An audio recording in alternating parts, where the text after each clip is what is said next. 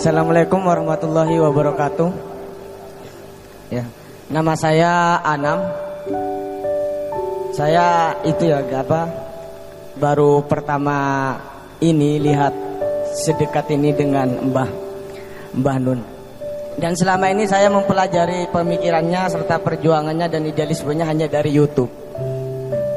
Setelah saya lihat-lihat, ada satu yang membuat saya kagum, tapi saya tidak tahu dengan dirinya. Dan saya harap nanti Mbak Nun bisa satu-satunya yang tahu. Bahkan saya cari karyanya pun gak ada. Tentang Umbulan Duparangi. Dan saya coba cari karya Cak Nun itu banyak banget. Dan satu-satunya orang yang Mbah Nun ngakui bahwa dia adalah guru saya itu adalah Umbulan Duparangi. Setelah saya cari karyanya itu sulit banget.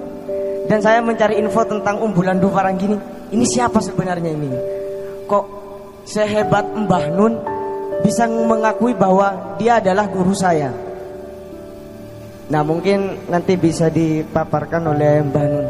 Nun sewu, Mbah. Namanya siapa tadi, Mas? Sekali lagi. Anam, oke. Umbu ini sedang akan dapat hadiah kebudayaan, dia Award of Indonesian Culture bulan April ini di Universitas Indonesia. Jadi tadi saya menerima undangannya, dikirim oleh asistennya Umbu, dia akan dapat hadiah di Jakarta, tapi saya jamin tidak akan datang dia. Ora mungkin Umbu teko, ora mungkin Umbu gelem di subya-subya, ora mungkin Umbu gelem di kayak penghargaan. Umbu itu zuhud, pol. Zuhud itu apa? Dia tidak kepencut karun dunia, dia raja besar. Dia tinggalkan kerajaannya, tetap jalan, tapi dia tidak mau jadi raja, dia jadi gelandangan di Jogja dan di Bali. Dia tidak bisa naik sepeda, melaku nang dindi julong ngono. Kayak nganti saiki umur 70 isih melaku. Dia kaya tidak kaya, tidak mau kaya. Dia raja tidak mau jadi raja. Apa meneh? Karyanya Umbu. Ada dua info ke Anda. Pada suatu hari puisi-puisinya Umbu gini, kalau sastra itu puncak prestasinya adalah kalau puisi dan karya sastra Anda dimuat di majalah Horizon atau majalah sastra. Jadi nek kue penyair puisimu dimuat Horizon, itu kayak lu mau kaji rasanya. Terus puncak prestasi. Nah, Umbu ini puisinya akan dimuat seluruhnya memenuhi majalah Horizon. Jadi Horizon khusus puisi-puisinya Umbu. Ampuh tak, itu kan cita-cita semua penyair tuh. Bisa dimuat full lagi. Mungkin 40 puisi, 60 puisi full. Tahu yang dilakukan Umbu.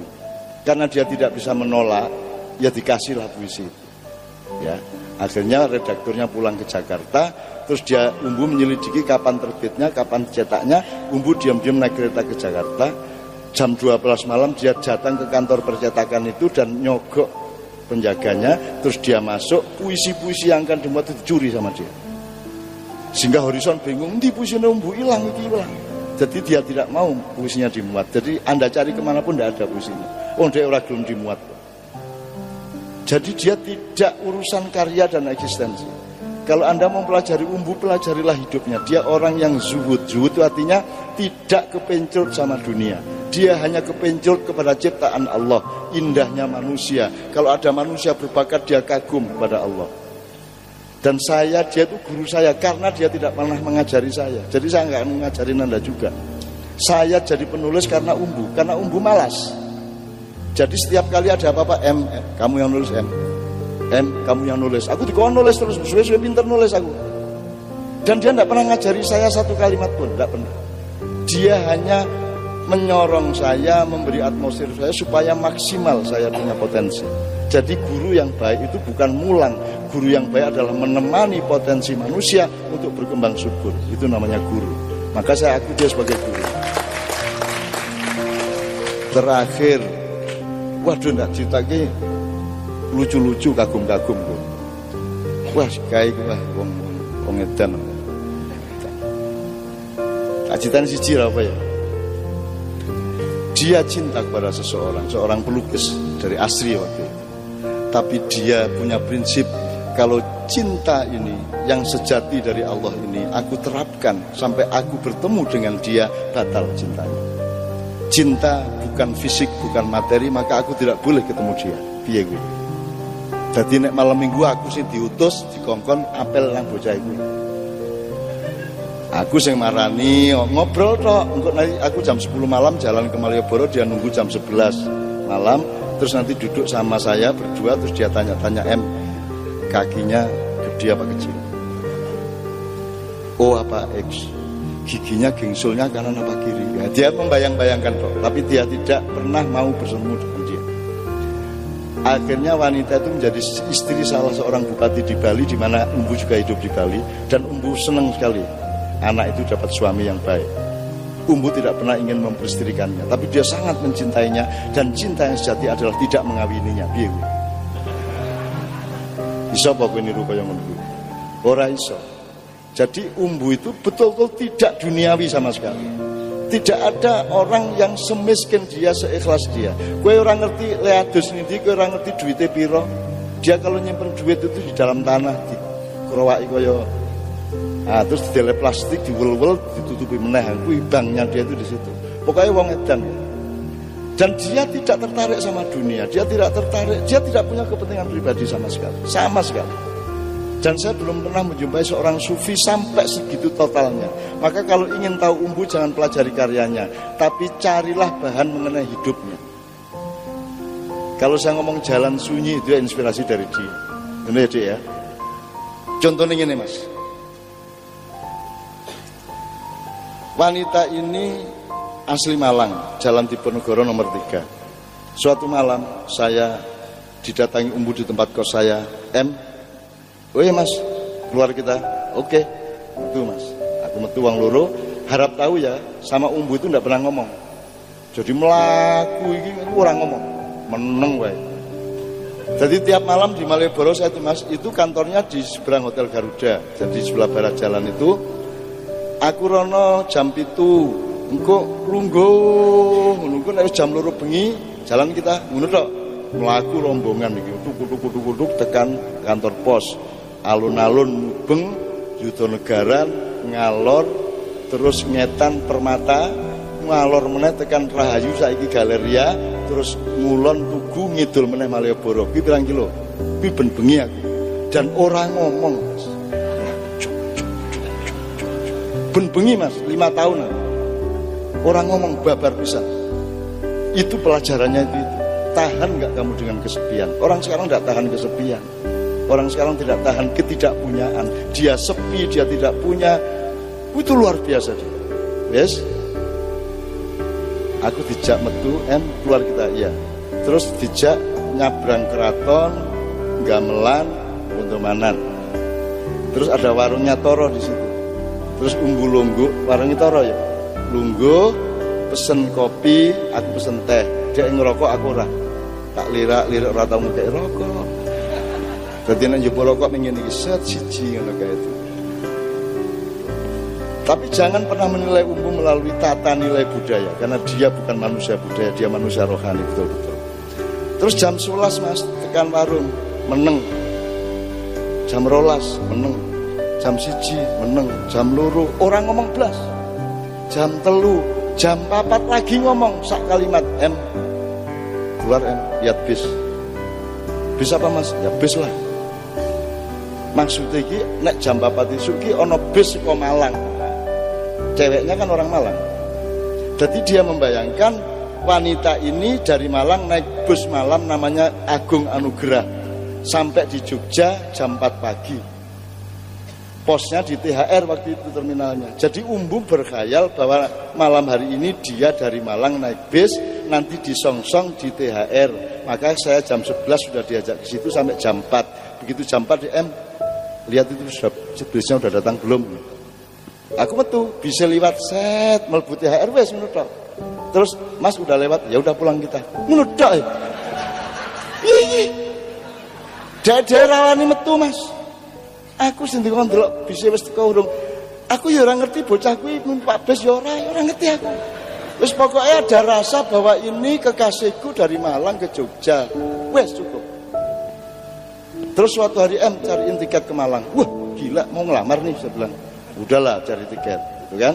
Tak tukok ke tiket, bis Agung Anugerah. Tak terkenang Jalan Mangkubumi posnya, tak ewangi mlebu nang bis. Saya ingat itu kursi ketiga sebelah kanan. Tak terke ngobrol sidik, bisnya berangkat, wis umbu jam 9 malam dari Jogja sampai Malang. Kalau Anda ke Malang itu nanti ada Singosari, terus ada Jalan Cemara, terus ada Tugu.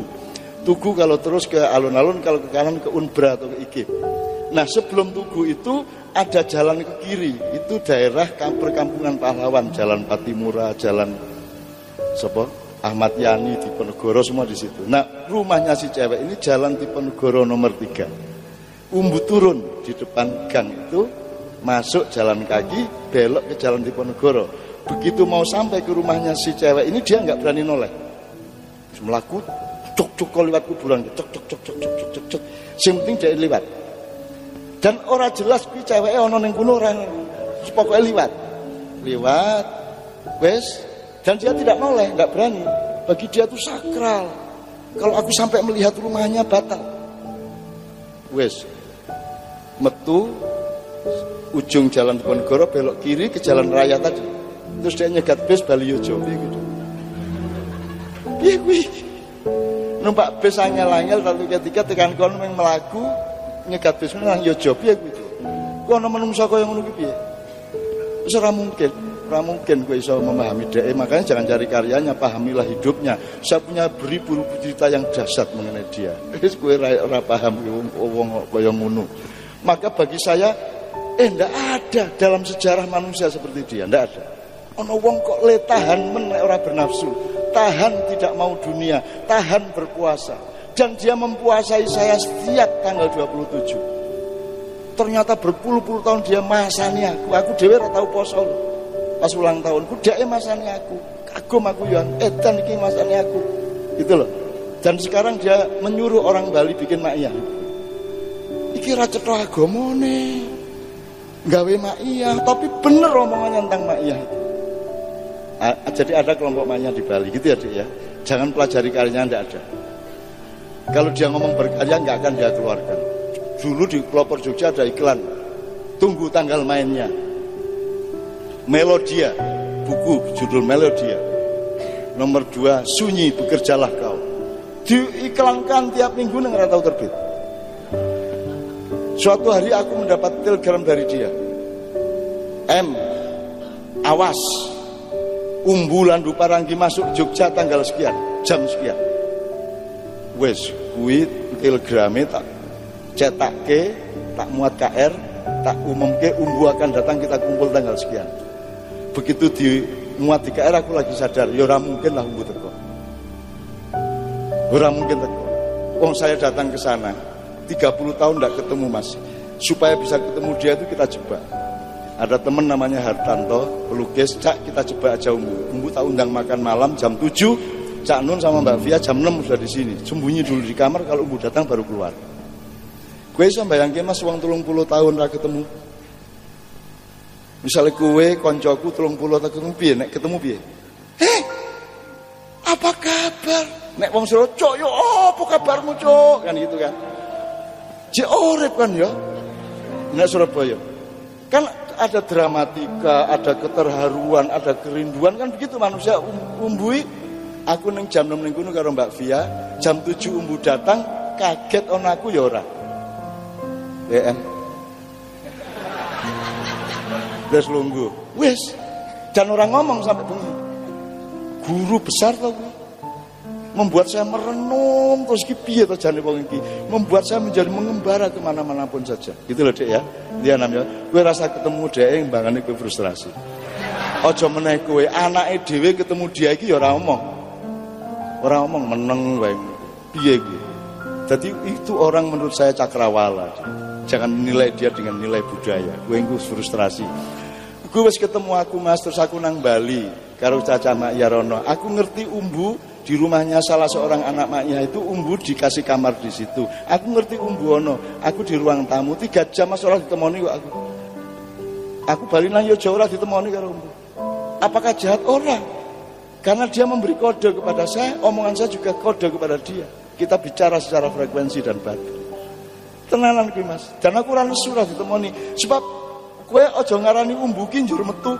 Em, kapan datang? Pakai apa tadi? Ndak mungkin ngomong ngono kuwi wong 30 tahun ra ketemu. Em, ngono tok. Apa ora istimewa kaya ngono kuwi, Dik? Jadi itu jawaban saya, mohon maaf kalau berkepanjangan supaya karena saya juga kaget umbu begitu terkenalnya di dunia maya. Dan memang benar-benar menurut saya dia seorang zahid yang luar biasa. Banyak sufi-sufi yang zahid tapi tidak lengkap. Umbu itu lengkap, artinya seluruhnya, semua yang bersifat keduniaan dia buang. Bahkan tidak kesepian. Meneng ijen berhari-hari. Gue nek wis mangan iki jam 09.00 esuk. Sarapan tok, sesuk lagi mangan meneh. Nah suatu hari dia tangi kawanen lewat jam 9 ora mangan.